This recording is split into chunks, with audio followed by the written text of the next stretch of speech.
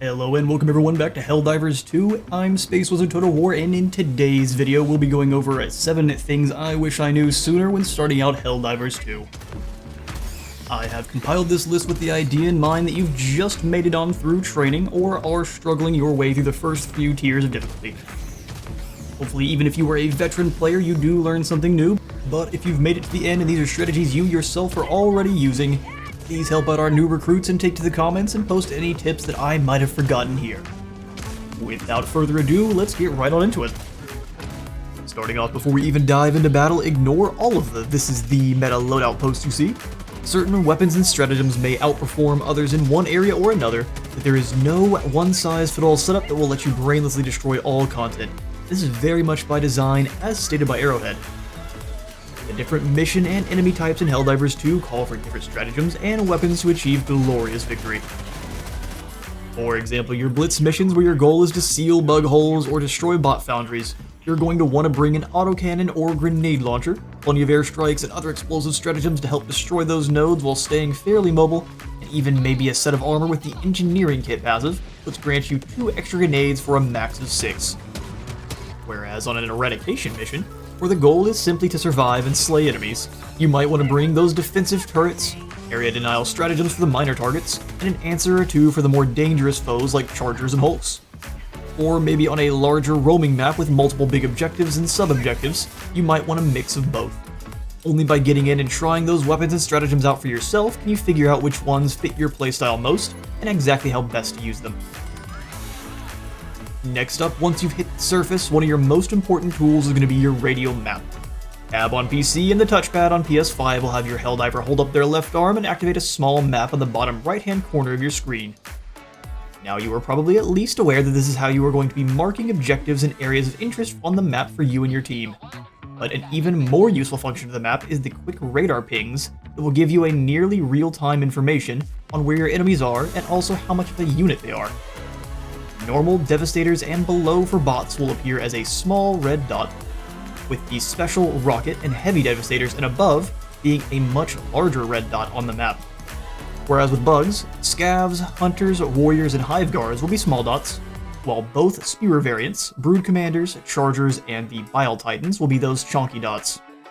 Use this info to make sure your team is never caught unawares by an enemy patrol, and to get the drop on or even avoid a cluster of high importance heavies. Third on this list, almost all weapons, with a few exceptions, will have customization options you can access by holding reload while not aiming. You can modify things like your scope's zero distance, your fire rate to burst or single fire, select flashlight options if there are any, and even change the RPM that the weapon fires, allowing you to decrease rate of fire to better control the weapon, or increase it for more burst damage at the cost of recoil. You can make all of these changes on the fly and as often as you'd like. You can make sure your weapon feels the way you want, and change that up to fit different situations when you need. Moving right on along, number 4, we have don't hoard your resources and stratagems. This is something that took me several days to break, as I am the type of player to hold on to my heavy weapons until just the right moment, but I also then never find the moment worth using my coveted power weapon or ability, so it gets functionally wasted in my backpack. Your primary weapon is not meant to deal with every threat that gets tossed your way, and if you try to Call of Duty your way through every mission, we're going to end up with many, many more names on that wall of martyrs.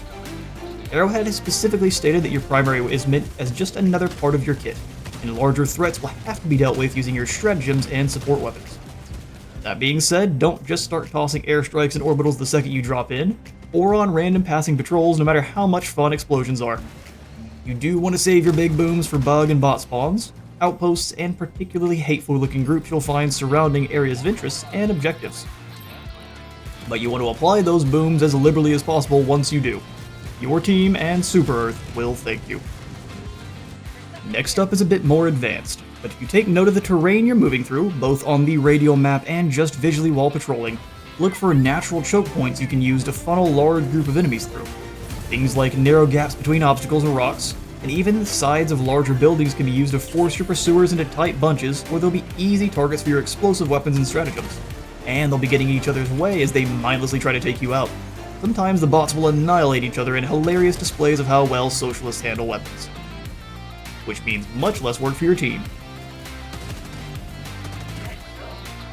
Sixth on the list, we have prioritize your main mission. even if you lose all of your allotted Helldivers before extracting. As long as you've completed your main objective, that mission will still count as a success, and you'll gain credit for the win and anything else you completed along the way. You just obviously won't be able to gain any samples or the experience and requisition points from extracting. This means that when you hit the ground, get the main mission objective marked and start heading towards victory. You do definitely want to be efficient though and grab any samples or other goodies you can along the way. There are some instances where completing the side objectives could actually assist towards your main goal, like with the artillery for its variable type of shells you can rain down, or the salmon placement that will shoot down bot drops out of the sky for you. But where possible, finish your main objectives first so you can make sure to actually gain progress for your time spent. Lastly, if you and your team are losing an engagement, sometimes the best thing to do is to run the hell away and find a new position to attack from, or just leave altogether to do something far more important. Even wearing the heaviest armor, you are faster than all enemies currently in the game, with the exception of stalkers, hunters, and the jetpack raiders or the bots. Use the speed to break up those blobs of enemies into smaller fights as you fall back while still laying down the fire. Or just keep running till you get to your next objective or extraction. You don't want to waste time in the harder difficulties being bogged down by every small fight. So with experience, you'll learn when it's time to stand and fight, and when you should run like Satan himself is behind you. And that is going to be it for this first beginner's guide. Thank you all so much for taking the time to watch to the very end. How many of these tactics were you using in your gameplay? And what tips might you provide for a new player that I might have missed here? Let me know in the comments and you might see your advice pop up in our very next video.